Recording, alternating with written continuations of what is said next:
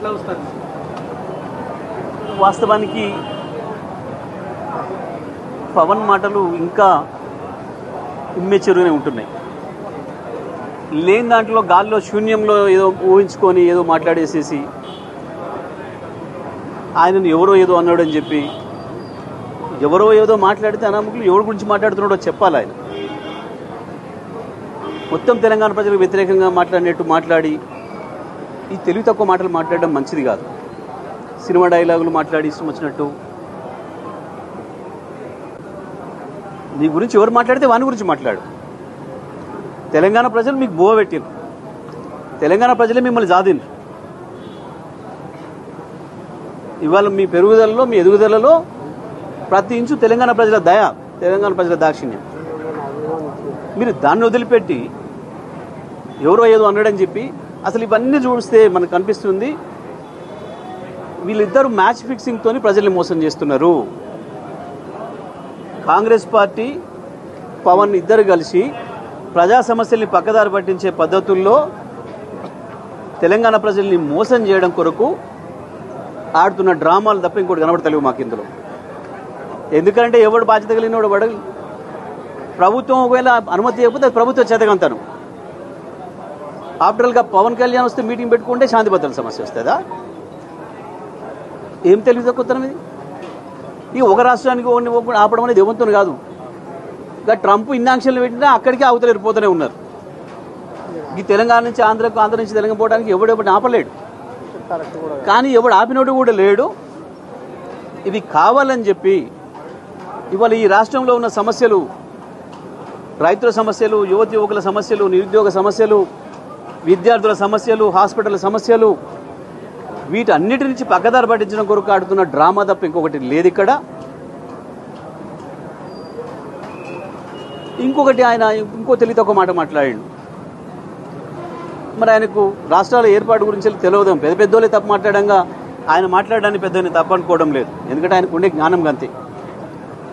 రాష్ట్ర ఏర్పాటు ప్రక్రియ పార్లమెంట్ నుంచే రావాలి, పార్లమెంట్ నుంచే వచ్చింది. పాపం ఇంకొకటి ఏంటంటే ఆయనకు ఎవరో రాసిస్తే చదివి అలవాటు కదా. పాపం ఎవరో డైలాగ్ రైటర్ ఉండాలి, రాసియాలి కదా. మోడీ మాట్లాడింది రాసిచ్చారు, ఈయన చదివిండు. ఈ మోడీ లాంటి వాడే అనంగా పెద్ద ఈయన అనడం పెద్ద ఆశ్చర్యం ఏం కాదు మాకు. కానీ నేను ఇది చేస్తా అది చేస్తా ఏదో పీకుతా ఈకుతా నరుకుతా అని పిచ్చి మాటలు బంద్ చేసుకోవాలి ఎవరైనా రాజకీయాలలో.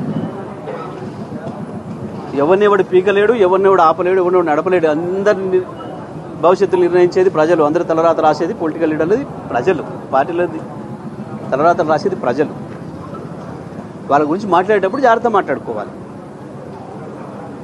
ఏమైందని ఇంత పొడుగు ఆవేశపడి ఏందేందో మాట్లాడిండు. ఎవడు ఆపిండి ఆపితే కోర్టు నుంచి తెచ్చుకున్న సందర్భాలు ఉన్నాయి మస్తుగా. ఈ ప్రభుత్వం వచ్చిన కాంచి అనేక సందర్భాలు ఆపారు. కేటీఆర్ గారు మహబాద్కి వస్తామంటే కూడా అనుమతి ఇవ్వలేదు, తెచ్చుకున్నాం. నల్లగొండకు వస్తానంటే కూడా అనుమతి ఇవ్వలేదు,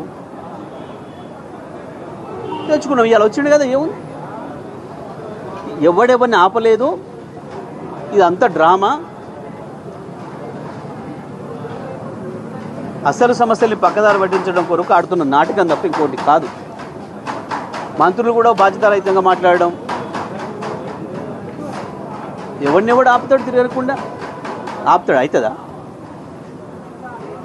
ఇది తెలంగాణ ఉద్యమ సందర్భంలో ఎవరు మాట్లాడలే, మేము ఉద్యమకారులు కూడా మాట్లాడలే. ఆ రకంగా ఎవరో బాధ్యత లేనో లేదో అన్నారని చెప్పి వాళ్ళని అడ్రస్ చేయకుండా, పేరు అడ్రస్ చేయకుండా మీరు మీరు అని మాట్లాడింది తెలంగాణ ప్రజలనా?